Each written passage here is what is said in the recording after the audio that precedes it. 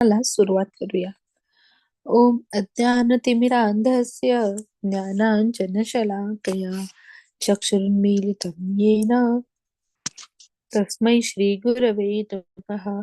श्रीचैतन्यमनोभीष्टं स्थापितं येन भूतले स्वयं रूपकदा मह्यं ददाति स्वपदान्तिकं. हे कृष्ण करुणा सिंधो दीनबंधो जगत्पते गोपेश गोपिकांता राधा कांता नमोस्तुते. तप्त कांचन गौरंगी राधे वृंदावनेश्वरी वृषभानुसुते देवी प्रणमामि हरिप्रिये. नमः विष्णुपदाय कृष्णपृष्ठाय भूतले श्रीमते भक्ति वेदांत स्वामिना इति नामिने. नमस्ते सरस्वते देवे गौरवाणी प्रचारिणे निर्विशेष शून्यवादी पाश्चात्य देश तारिणे. जय हो श्री कृष्ण चैतन्य प्रभु नित्यानंद श्री अद्वैत गदाधार श्रीवासादि गौर भक्त वृंद. हरे कृष्णा कृष्ण कृष्णा हरे हरे हरे रामा राम रामा हरे हरे. हरे कृष्ण. हरे कृष्ण सर्वांना. वाचनाला सुरुवात करण्याआधी प्रभू श्रीकृष्णांच्या चरणी नतमस्तक होऊया आणि त्यांचा आशीर्वाद घेऊया. श्री श्री राधा गोविंदांच्या चरणी नतमस्तक होऊया आणि त्यांचा आशीर्वाद घेऊया. श्रीला प्रभुपादांच्या चरणी नतमस्तक होऊया आणि त्यांचा आशीर्वाद घेऊया. नामनिष्ठ दास प्रभूजींना वंदन करूया आणि माझ्या प्रेरणा पूजा माताजी, मनीषा माताजी आणि अन्वया माताजी यांना वंदन करून आज आपण आपल्या वाचनाची सुरुवात करूया. इस्कॉन श्री श्री राधा गोविंद टेम्पल मंगळुरू यांच्या श्री ईशोपनिषद या पुस्तकाच्या मराठीमधील वाचनामध्ये तुम्हा सर्वांचं स्वागत आहे. तर आपण वाचत होतो आपला मंत्र 14वा.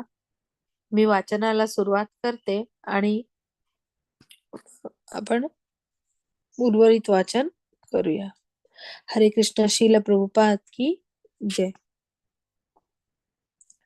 ब्रह्मदेवांच्या रात्रीच्या वेळी सर्व जीव सूर्यचंद्रासारख्या ऊर्ध्व ग्रहावरचे निवासी, मर्त्यलोक किंवा पृथ्वीवरचे निवासी तसेच अधोलोकातील निवासी प्रलय जलात विलीन होतात. या समयी सर्व योनीतील प्राणीमात्रांचे भौतिक देह नष्ट होत असले तरी जीवस्तरावर ते अस्तित्वात असतात. या अवस्थेला अव्यक्त म्हणतात. ज्यावेळी ब्रह्मदेवाच्या मृत्यूनंतर संपूर्ण ब्रह्मांड नष्ट केले जाते त्यावेळी पुन्हा एका अव्यक्त अवस्था अस्तित्वात येते.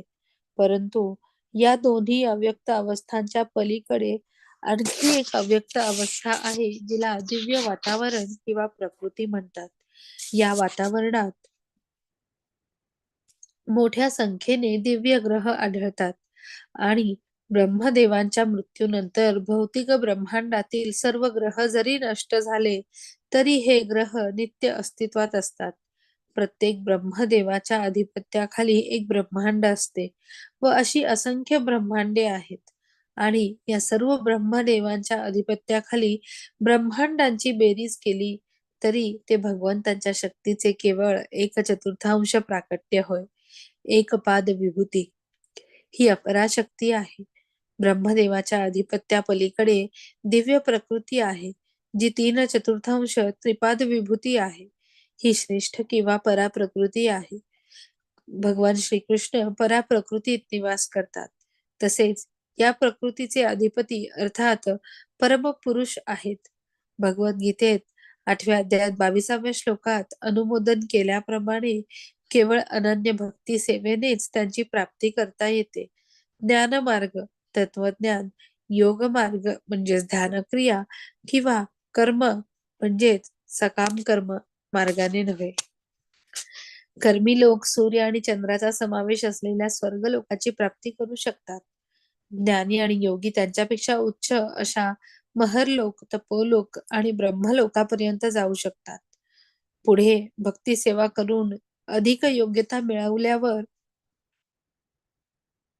त्यांना दिव्य प्रकृतीत प्रवेश दिला जातो.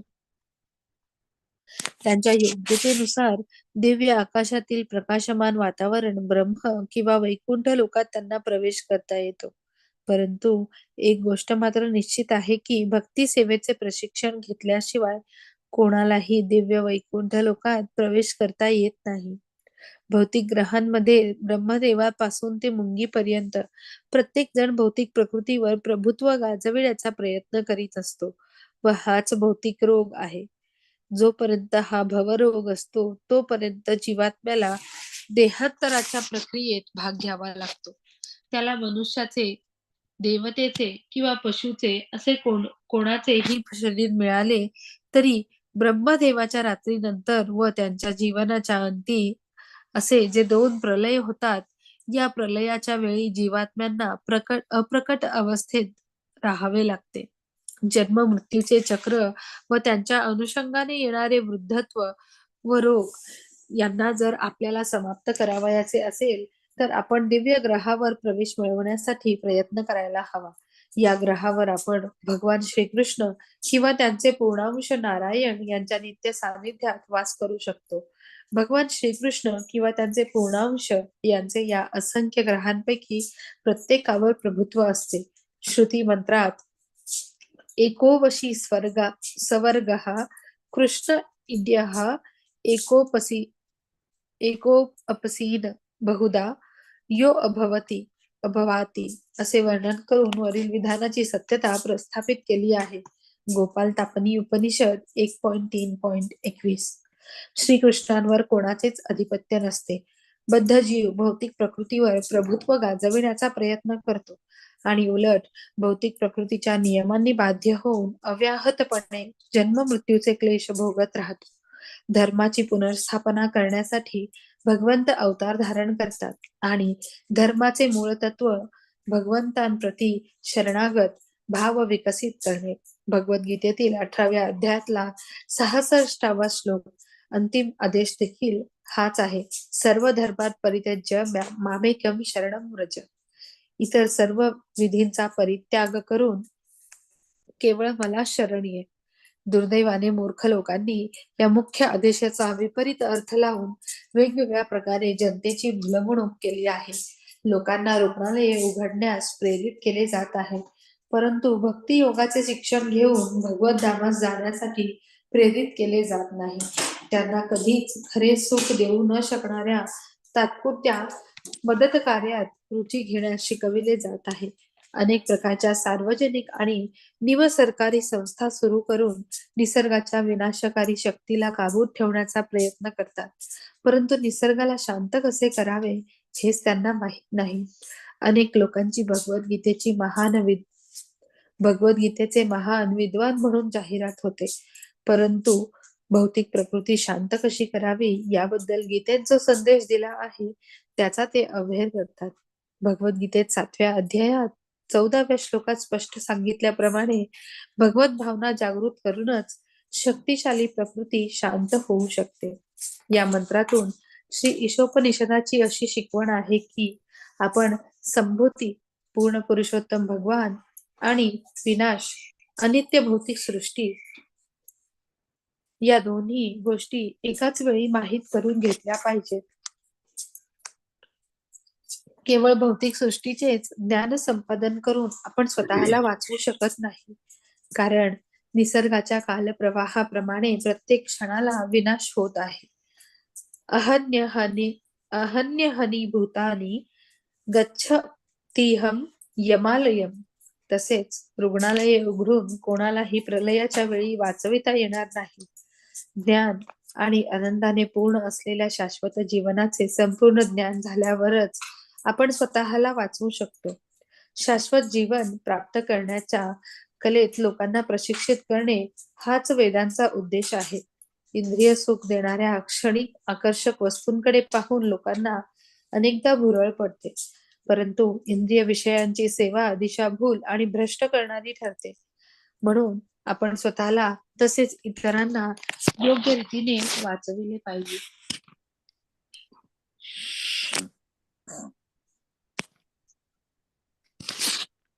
सत्य आपल्या समोर आहे, ते आपल्याला आवडत असो किंवा नसो. जर आपल्याला अव्याहत जन्ममृत्यूच्या फेऱ्यातून वाचायचे असेल, तर आपण भगवंतांची भक्ती सेवा आरंभ केलीच पाहिजे. या बाबतीत तडजोडीचा प्रश्नच उद्भवत नाही, कारण ही एक अत्यावश्यक बाब आहे. तर अशा प्रकारे आपण आपल्या 14व्या मंत्राचं वाचन संपवलेलं आहे. तर आता आपण वाचूया आपला मंत्र 15वा. हरे कृष्ण मंत्र. माताजी. हरे कृष्ण प्रभूजी. बघू मी थोडं वाचतो. हो चालेल ना प्रभूजी. हरे कृष्ण. मंत्र 15. हिरण्यमेयेन पात्रेण सत्यस्य पिहितं मुखं तत्त्वं पुष्यन् प्रावृण्णु सत्यधर्माय दृष्टे. हिरण्यमेय सोनेरी तेजाने पात्रेने दीप्तिमान आवरणापासून सत्यस्य परमसत्याचे अपिह्यतम झाकलेले मुख तत् ते आवरण त्वम तुम्ही पुषण हे पोषण करता अपावृणू कृपया दूर करा. सत्य शुद्ध धर्माय भक्तासाठी दृष्टे पाहण्याकरता. भाषांतर. हे भगवान, हे सर्व जीवांचे पोषण करता आपले खरे मुख आपल्या दीप्तिमान तेजामुळे झाकले गेले आहे. कृपया हे आवरण दूर करा व आपल्या शुद्ध भक्ताला दर्शन द्या. तात्पर्य. भगवद्गीतेत 14.27 या श्लोकामध्ये भगवंतांनी त्यांच्या शरीरातून बाहेर निघणाऱ्या तेजाचे ब्रह्मज्योती असे वर्णन केले आहे. ब्रह्मणो ही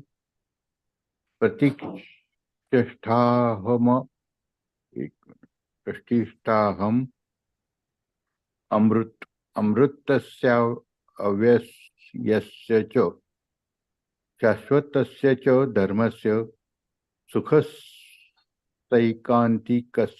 च. परमसुखाची स्वाभाविक स्थिती असणाऱ्या अमृत, अव्यय आणि शाश्वत निर्विशेष ब्रह्मज्योतीचा आधार मी आहे. ब्रह्म, परमात्मा व भगवान ही एकाच अंतिम सत्याची 3 रूपे आहेत.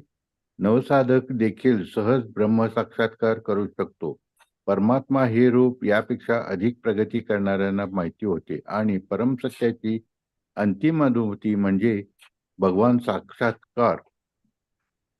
भगवद्गीतेत 7.7 मध्ये याच गोष्टीची खात्री पटवून देताना भगवान सांगतात की हे स्वतःच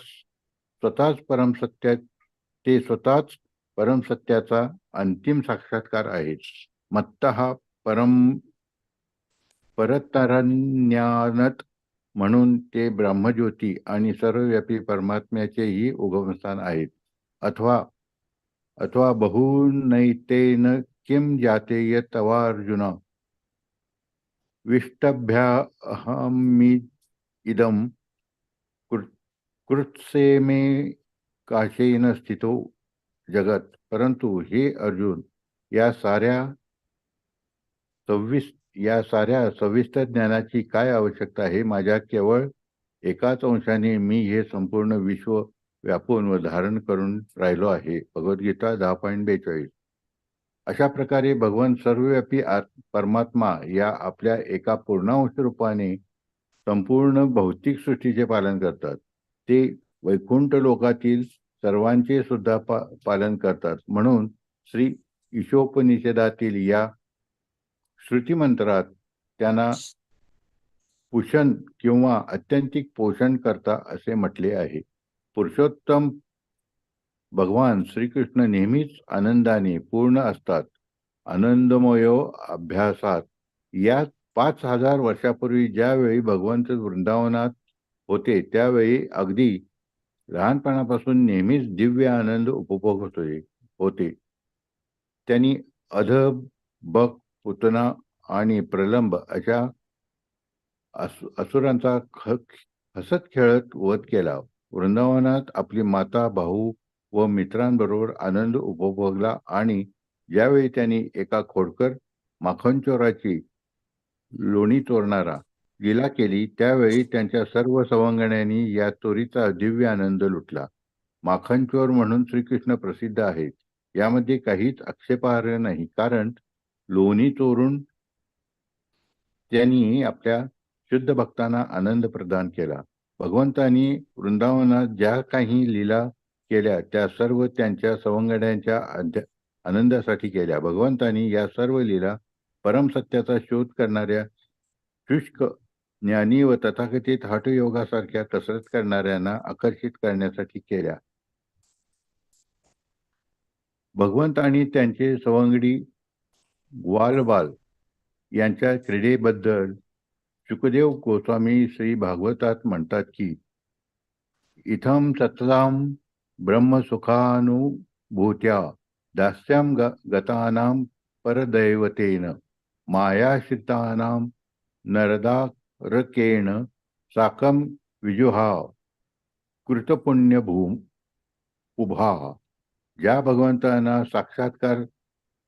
ज्या भगवंतांचा साक्षात्कार ज्ञानीजन निर्विशेष आनंदमयी ब्रह्म म्हणून करतात, जे भक्त त्यांची दास्य भावात पुरुषोत्तम भगवान म्हणून पूजा करतात व सर्वसामान्य लोक ज्यांना एक साधारण मनुष्य समजतात, असे भगवंत त्या ग्वालबालांबरोबर खेळले. त्या ग्वालबालांनी अनेक पुण्यकर्मे केल्यामुळे हे पद प्राप्त केले होते. भागवत 10.12.11 मध्ये. अशा प्रकारे भगवंत आपल्या दिव्य पार्षदांबरोबर दिव्य प्रेममयी लीला करतात. या लीला शांत दास्य सेवक, सख्य मित्र, वात्सल्य, मातृ किंवा पितृप्रेम आणि माधुर्य दाम्पत्य अशा वेगवेगळ्या संबंधातून केल्या जातात. भगवंत कधीही वृंदावन सोडून जात नाहीत. तेव्हा कोणी प्रश्न विचारेल की भगवंत कशी काय सृष्टी सांभाळतात, याचे उत्तर भगवद्गीतेत 13.14 ते 18 मध्ये असे लिहिले आहे. भगवंत आपल्या परमात्मा या पूर्णांश रूपाने सर्व भौतिक सृष्टी व्यापून असतात. जरी भगवंतांचा सृष्टीच्या निर्मिती, पालनपोषण आणि संहाराबरोबर काहीच व्यक्तिगत संबंध नसला तरी ते आपल्या परमात्मा या पूर्णांशाने वरील सर्व गोष्टी घडवून आणतात. प्रत्येक जीवाला आत्मा म्हणतात आणि अशा सर्व आत्म्यावर नियंत्रण करणाऱ्या मुख्य आत्म्याला परमात्मा म्हणतात. भगवत साक्षात्काराची ही पद्धत एक महान शास्त्र आहे. भौतिकवादी सांख्ययोगी केवळ भौतिक जगाच्या 24 तत्वांचे विश्लेषण आणि चिंतन करू शकतात, कारण त्यांना पुरुष किंवा भगवंताबद्दल अत्यल्प माहिती असते आणि निर्विशेषवादी ब्रह्मज्योतीच्या तेजानेच भ्रमित झालेले असतात. एखाद्याला जर परमसत्याचे संपूर्ण रूप पाहायचे असेल तर त्याला 24 तत्वे व त्याचबरोबर झगमगत्या तेजाला भेदून पुढे जावे लागेल. श्री ईशोपनिषद याच दिशेने उंगली निर्देश करून ते हिरणमय पात्र किंवा झगमगते तेज काढून टाकण्याबद्दल प्रार्थना करीत आहे. हे आवरण काढल्याशिवाय कोणालाही भगवंतांचे मूळ स्वरूप दिसणार नाही किंवा सत्याचा वास्तविक साक्षात्कार होणार नाही. भगवंतांचे परमात्मा रूप हे त्यांच्या 3 पूर्णांशापैकी किंवा विष्णू तत्वांपैकी एक आहे. या तिघांना सामूहिकरित्या पुरुष अवतार म्हणतात. विष्णू तत्वांपैकी ब्रह्मांडात वास करणाऱ्या विष्णूंना क्षीरोदकशायी विष्णू म्हणून जाणले जाते. ब्रह्मा, विष्णू, शिव या 3 प्रमुख देवतांमधील विष्णू म्हणजे क्षीरोदकशायी विष्णू होत व प्रत्येक जीवामध्ये वास करणारे सर्वव्यापी परमात्माही तेच आहेत. गर्भोदकशाही विष्णू सर्व जीवातील सामूहिक परमात्मा आहेत. या दोघांच्या पलीकडे कारण समुद्रात पोहुडलेली कारणोदकशाही विष्णू आहेत. हे सर्व ब्रह्मांडांचे निर्माते आहेत. योग साधनेत एका प्रामाणिक विद्यार्थ्याला भौतिक सृष्टीतील 24 तत्वांच्या पलीकडे जाऊन विष्णू तत्वाची प्राप्ती करण्यास शिकवले जाते. ज्ञानयोगाच्या अभ्यासाने भगवान श्रीकृष्णांच्या दिव्य शरीराचे तेज आणणाऱ्या निर्विशेष ब्रह्मज्योतीची अनुभूती होते. भगवद्गीतेत 14.27 तसेच ब्रह्मसंहितेत 5.40 मध्ये सुद्धा असेच सांगितले आहे. यस्य प्रभा प्रभवतो जगदंड कोटीश्वशेष व सुधादी विभूती भिन्नम तद्ब्रह्म निष्कलम अनंतम शेषभूतम गोविंदम आदिपुरुषम तम अहम भजामी. अनंत कोटी ब्रह्मांडात असंख्य ग्रह आहेत व प्रत्येक ग्रह दुसऱ्या ग्रहापासून मूळ रचनेत भिन्न आहे. हे सर्व ग्रह ब्रह्मज्योतीच्या एका कोपऱ्यात स्थिर आहेत. ही ब्रह्मज्योती म्हणजे मी ब्रह्मदेव पूजा करीत असलेल्या भगवंतांच्या शरीराचे किरण मात्र आहे. संहितेचा हा मंत्र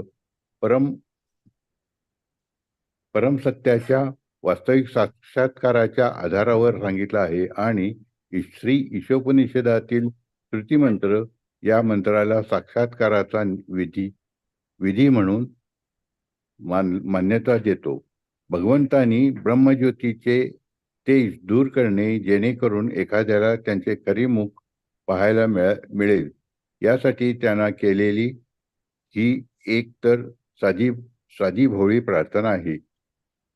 मुंडकोपनिषदातील 2.2.10 ते 12 मध्ये अनेक मंत्रात या ब्रह्मज्योतीचे सविस्तर वर्णन दिलेले आहे. हिरण्यमये परे कोशे विरजम ब्रह्म निष्कलम तच्छुभ्रम ज्योतिषाम ज्योतिस्त अद्यदात्म विद्वाः न तत्र सूर्यो भाति न चंद्रतारकम नेमा विद्युतो भांति कुतो अयमग्नि ब्रह्मवेदम अमृतम पुरस्ता ब्रह्म पश्चात ब्रह्म दक्षिणत श्चोत्तरेण अधश्चोर्व च प्रसूत ब्रह्मवेद विश्व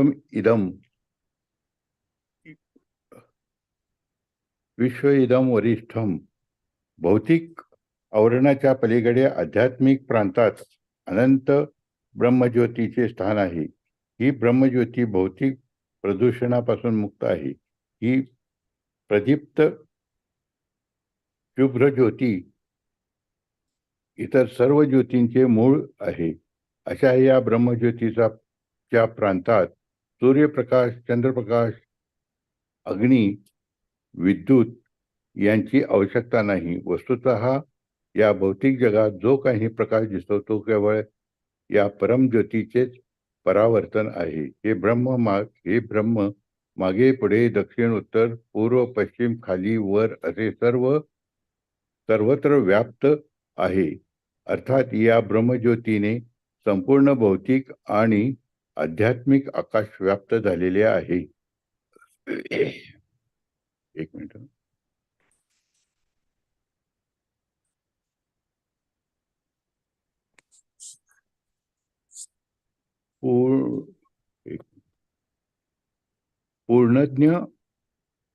पूर्णज्ञ श्रीकृष्ण हेच तेजाचे मूळ आहेत. कृष्ण विज्ञान अचूकपणे समजावून सांगणाऱ्या श्रीमद भागवत सारख्या शास्त्रातून हे ज्ञान मिळवता येते. श्रीमद भागवताचे लेखक श्रील व्यासदेव यांनी त्यात असे सिद्ध केले आहे की एखादा मनुष्य त्याच्या साक्षात्काराप्रमाणे परमसत्याला ब्रह्म, परमात्मा किंवा भगवान म्हणून वर्णितो. एक साधारण जीव परमसत्य आहे असे श्री व्यासदेव कधीच म्हणत नाहीत. एका जीवात्म्याला कधीही संपूर्ण शक्ती असलेल्या परमसत्याच्या बरोबरीचे समजू नये. जर तो बरोबरीचा असता तर जीवात्म्याला भगवंतांकडे त्यांचे खरीव रूप पाहण्याकरता दैदिप्यमान आवरण दूर करण्यासाठी प्रार्थना करण्याची काहीच गरज नव्हती. म्हणून निष्कर्ष असा की परमसत्याच्या शक्तीचे ज्ञान नसलेल्या मनुष्याला परमसत्याची निराकार ब्रह्म म्हणून अनुभूती होते. त्याचप्रमाणे ज्यावेळी भगवंतांच्या भौतिक शक्तीचाच केवळ साक्षात्कार होतो व आध्यात्मिक शक्तीबद्दल अगदीच कमी किंवा काहीच माहिती नसते, तेव्हा त्याला परमात्मा साक्षात्कार होतो. अशा प्रकारे ब्रह्म आणि परमात्मा हे दोघेही परमसत्याचे आंशिक साक्षात्कार आहेत. परंतु ज्यावेळी हिरण्मय पात्र काढून टाकल्यावर पूर्ण पुरुषोत्तम भगवान श्रीकृष्णाचा संपूर्ण साक्षात्कार होतो.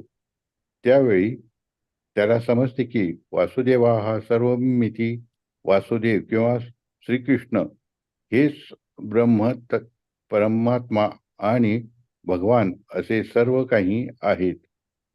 ते भगवान किंवा मूळ आहे आणि ब्रह्म आणि परमात्मा हे त्यांच्या शाखा आहेत.